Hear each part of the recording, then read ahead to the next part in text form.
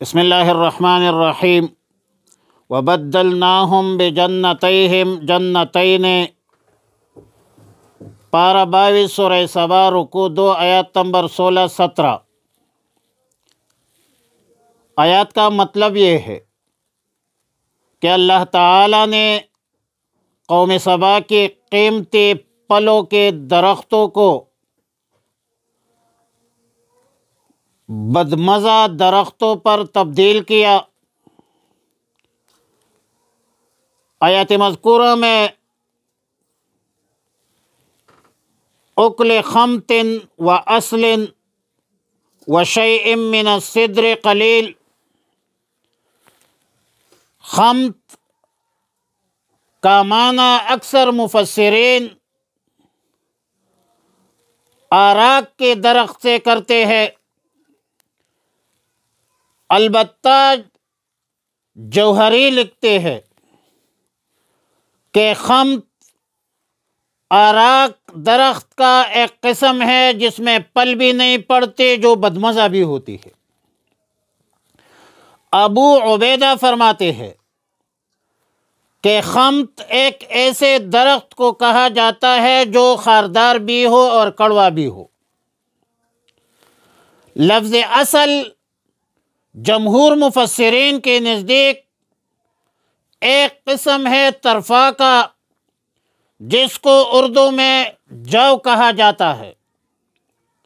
بعض مفسرین نے اصل بمعنی ثمر کیکر کا درخت لکھا ہے، اور سدر کا معنی ہے بیری کا درخت، اور اس کے دو قسم ہوتے ہیں۔ ایک قسم وہ ہے جو اہتمام کے ساتھ بطور باغ لگایا جاتا ہے، اور دوسری قسم جو ہے وہ جنگلی بیری ہوتی ہے، جو اہتمام کے ساتھ بیری کا درخت لگایا جاتا ہے بطور باغ، اس میں کانٹے بھی کم ہوتے ہیں اور خوش ذائقہ بھی ہے، جبکہ جنگلی بیری میں کانٹے زیادہ ہوتے ہیں، پھل بھی ترش ہوتا ہے۔ آیت مذکورہ میں صدر کے ساتھ قلیل کا لفظ ذکر فرمایا ہے، اشارہ ہے اس طرف کہ قوم سبا کی جو صدر تھی، بیری کی درخت تھی، وہ جنگلی تھی۔ اللہ تعالی نے ان کے پھلدار درختوں کو غیر پھلدار درخت پر تبدیل کیا، ذالک جزیناہم بما کفروا، یعنی ہم نے ان کو یہ سزا اسی لیے دی کہ انہوں نے کفران نعمت کیا، ناشکری کیا، دین حق سے انحراف کیا۔ وَهَلْ نُجَازِي إِلَّا الْكَفُورَ، کفور مبالغہ کا صیغہ ہے کفر سے، جس کا معنی ہے بہت زیادہ کفر کرنے والا۔ آیات کا معنی یہ ہے کہ ہم بہت زیادہ کفر کرنے کے سوا کسی کو سزا نہیں دیتے۔ بظاہر آیات مذکورہ کا یہ جملہ کہ وَهَلْ نُجَازِي إِلَّا الْكَفُورَ آیات قرآنیہ، احادیث صحیحہ کے خلاف ہے، اہل سنت والجماعت کے مسلک کے خلاف ہے، جس سے ثابت ہوتا ہے کہ مسلمان، گناہگار مسلمان، جہنم میں سزا دی جائے گی، اگرچہ بالآخر جہنم سے نکالا جائے گا جس طرح ہمارا عقیدہ ہے،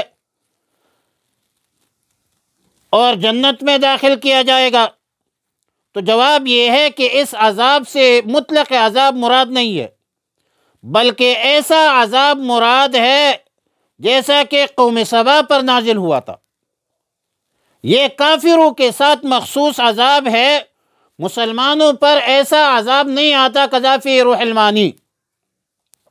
اور اس کی تائید صحابی رسول ابن خیرہ رضی اللہ تعالیٰ عنہ کے قول سے ہوتی ہے کہ جزاء المعصیت الوہن فی العبادہ والضیق فی المعیشت والتعسر فی اللذہ، یعنی اس کی سزا یہ ہے، مسلمان جب گناہ کرتا ہے تو عبادت میں سستی پیدا ہو جائے گی، معیشت میں تنگی پیدا ہو جائے گی، لذت میں تعثر دشواری پیدا ہو جائے گی۔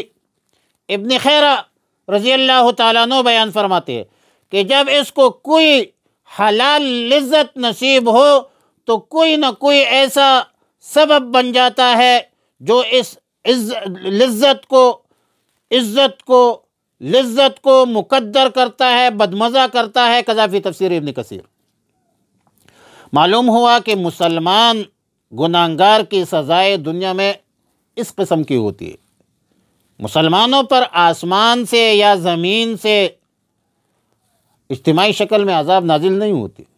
اس طرح کا عذاب کفار کے ساتھ خاص تھا، گزشتہ اقوام کی طرح دفعتاً واحدتاً تباہی نہیں ہوگی۔ اور سیدنا حسن بصری رحمۃ اللہ علیہ فرماتے ہیں کہ صدق اللہ العظیم لا يعاقب بمثل فعله الا الکفور، یعنی اللہ نے سچ فرمایا کہ برے عمل کی سزا اس کے برابر ما سوائے کفور کے کسی کو نہیں دی جاتی، کیونکہ غیر کفور مومن کو اس کے گناہوں میں کچھ نہ کچھ چھوٹ دی جاتی ہے۔ تفسیر روح المعانی بحوالہ کشاف آیت کا مفہوم یہ بیان کرتے ہیں کہ کلام اپنی حقیقت پر مبنی ہے کہ سزا بطور سزا تو صرف کافروں کو ہی دی جاتی ہے۔ مسلمان گناہگار کو جو تکلیف دی جاتی ہے وہ صرف صورت سزا کی ہوتی ہے، عین سزا نہیں ہوتی، جو کہ حقیقت میں گناہوں سے پاک کرنا مقصود ہوتا ہے۔ جیسے سونے کو بٹی میں ڈال کر تپانے سے اس کا میل کچیل دور کرنا مقصود ہوتا ہے، اس طرح مسلمان پر جو تکلیف آتی ہے اس سے اس کے گناہوں کو ختم کرنا جو ہے وہ مقصود ہوتا ہے۔ وَبَدَّلْنَاهُمْ، اور بدل دی ہم نے، بِجَنَّتَيْهِمْ، ان کے دو باغوں کو، جنتین دو اور باغ، ذوات اکل، جن کا میوہ تھا، خمتن بدمزہ، و اصل جاؤ، و شیون اور کچھ، من صدر قلیل، درخت بیرے کی توڑے سے، ذالک جزیناہم، یہ ہم نے جزا اسی لیے دی ان بدبختوں کو، بما کفروا، بسبب ما کفروا، بسبب اس کے کہ یہ لوگ کفر کرتے تھے، ناشکری کرتے تھے۔ وہل نجازی،